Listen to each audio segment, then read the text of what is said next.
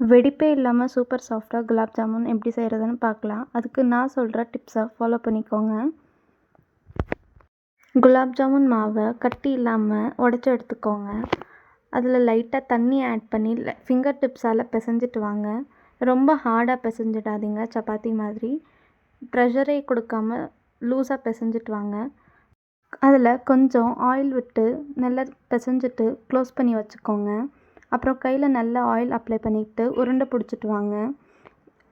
நான் காட்டுற மாதிரி உருண்டை பிடிச்சி எடுத்து வச்சுக்கோங்க.